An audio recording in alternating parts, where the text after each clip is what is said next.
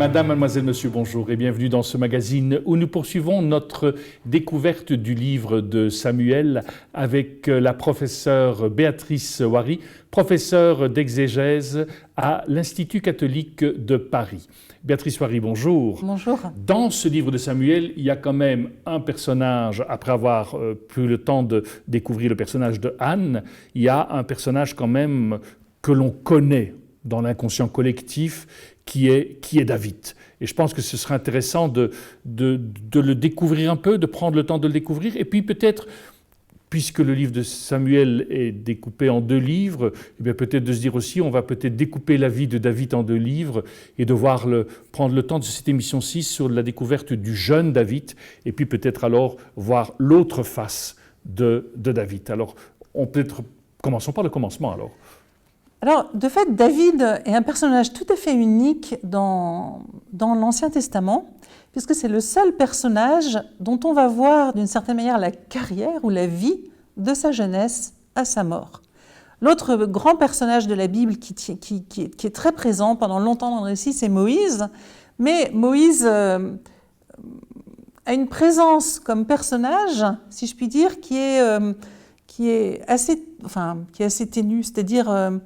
Moïse, c'est un personnage dont on voit le corps, jeune. Il entre dans l'histoire en jeune berger, en héros, on va y revenir.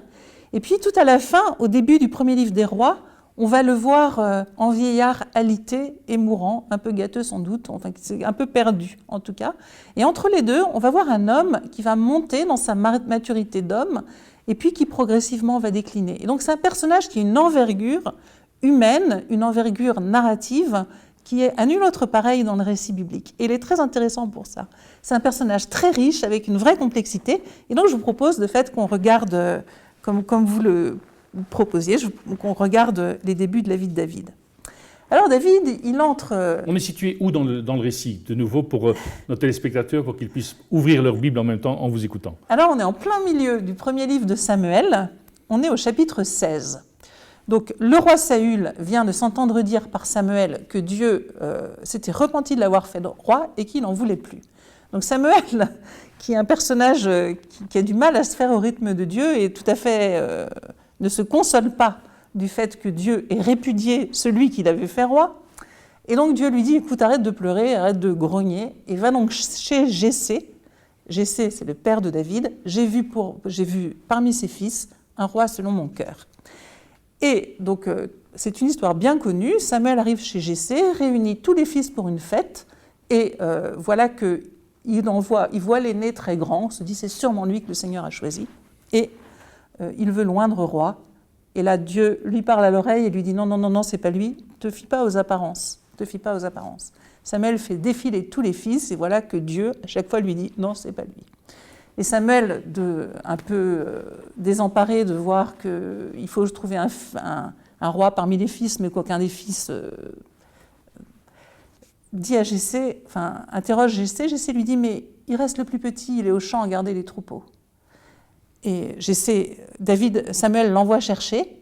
Et quand David, qui nous est présenté comme un enfant roux, quand David arrive, Dieu dit à Samuel, c'est lui, donne-lui l'onction. Et voilà comment David entre dans le récit comme celui qu'on avait oublié au champ, comme le plus petit. Et alors, ce qui est intéressant, c'est que le début de la vie de David, l'entrée de David comme futur roi, est racontée de 3 manières différentes. Il y a ce récit d'onction chez Jessé, donc il reçoit directement l'onction royale parmi ses frères, même si politiquement c'est toujours Saül qui est roi. C'est immédiatement suivi par un récit qui se passe au palais de Saül, où on voit Saül qui est pris de sorte d'accès de folie et où ses serviteurs lui disent « mais on va chercher quelqu'un qui pourra un bon musicien pour te calmer en quelque sorte, pour apaiser le mauvais esprit qui est en toi ». Et donc on repère David comme un bon musicien et il vient à la cour. Et puis il y a un 3e récit où David arrive sur le champ de bataille alors que l'armée d'Israël est paralysée de peur devant le Philistin Goliath depuis 40 jours, et où David se propose, le petit David, sans armure, mais avec juste son lance-pierre, se propose d'aller d'aller affronter le géant Goliath avec sa grosse armure. Or, il se trouve que ces 3 récits qui s'enchaînent directement sont pleins de contradictions, qui laissent penser qu'en fait, ces trois récits successifs d'entrée de David à la cour ou de choix de David, peut-être viennent de traditions différentes, en tout cas sont trois versions différentes du choix de David qui forment comme un kaléidoscope. C'est-à-dire qu'ils ne sont pas compatibles. Par exemple, ils ne sont pas, disons, si, ils se suivent, ils sont cohérents, mais par exemple, dans l'histoire de David et Goliath, le roi Saül semble découvrir David pour la première fois. Alors que dans le récit précédent, on raconte qu'il est venu à sa cour, qu'il a chanté et joué de la musique pour lui. Autrement dit, là, il y a une contradiction qui vient peut-être de l'histoire du texte, mais aussi qui est liée à la manière biblique de raconter. Donc, on a comme trois portraits de David en kaléidoscope. Mais ça, c'est aussi une manière différente, enfin, comment dire, c'est aussi lié à la façon dont la Bible raconte l'histoire, et notamment met en œuvre ce qu'on appelle, je vous expliquais, ce qu'on appelle la double causalité. Quand les narrateurs bibliques écrivent l'histoire de Dieu avec les hommes, ils montrent que cette histoire procède de deux types de causalités différentes. Il y a ce que fait Dieu et ce que fait le peuple. Et l'un et l'autre sont articulés, mais le récit met de temps en temps en exergue la conduite divine et parfois les initiatives humaines. Et l'histoire de l'entrée de David sur la scène du récit est tout à fait de cet ordre. Le premier récit est complètement en causalité divine. Dieu dit à Samuel, va ici, tu vas voir quelqu'un, tu vas loindre roi. Quand David arrive, il dit, c'est lui. Vous voyez, c'est Dieu qui conduit les choses. Alors que dans l'histoire de David et Goliath, c'est David qui arrive devant Saül et qui dit, mais moi, je vais aller affronter Goliath. Saül lui dit, c'est pas possible, t'es trop petit. David dit, si. Dieu n'intervient pas du tout dans ce récit. On est complètement en causalité humaine. La seule intervention, la seule fois où Dieu est présent dans le récit, c'est dans la bouche de David, qui dit sa foi en Dieu, qu'il a déjà sauvé des bêtes sauvages, et si Dieu l'a sauvé de l'ours et du lion, il le sauvera bien d'un vulgaire philistin. Et là, on est complètement en causalité humaine, et c'est simplement la foi de David qui s'exprime, qui fait entendre la présence divine. Et donc, ces deux récits qui s'articulent comme ça forment une vision assez contrastée de l'émergence du personnage de David. Donc voilà pour son entrée en scène.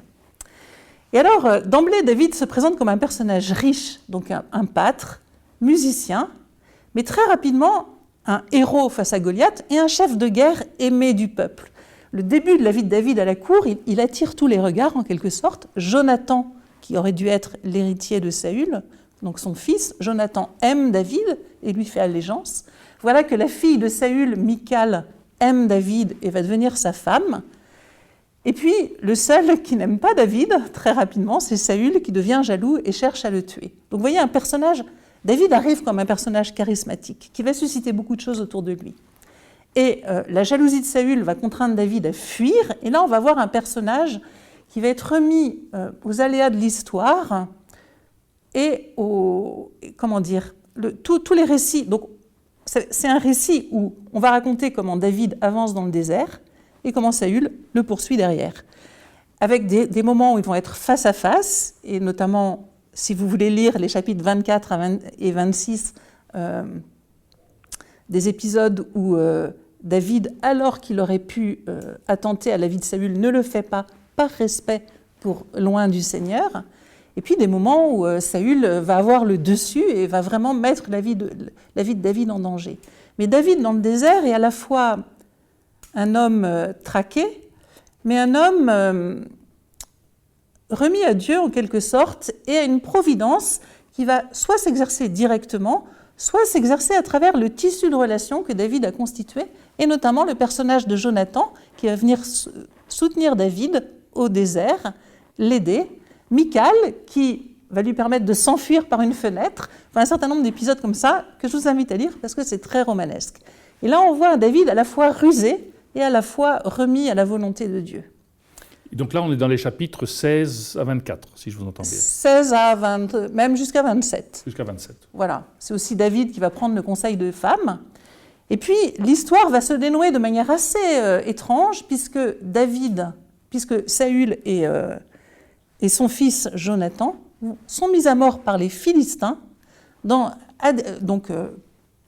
tués par les ennemis d'Israël, alors que David est éloigné, et que précisément, il avait trouvé lui-même abri chez les Philistins, en se disant, chez les Philistins, Saül arrêtera de me poursuivre puisque je suis chez l'ennemi.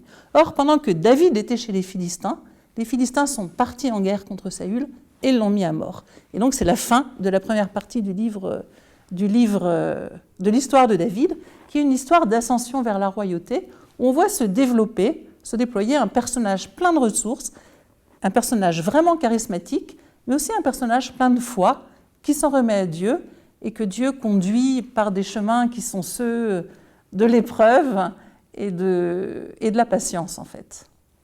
Merci en tout cas de nous avoir permis de découvrir le David dans la première partie de sa vie. Nous le découvrirons dans la deuxième partie lors de notre émission suivante. Nous arrivons au terme de cette émission-ci. Merci de votre fidélité, et puis à très bientôt.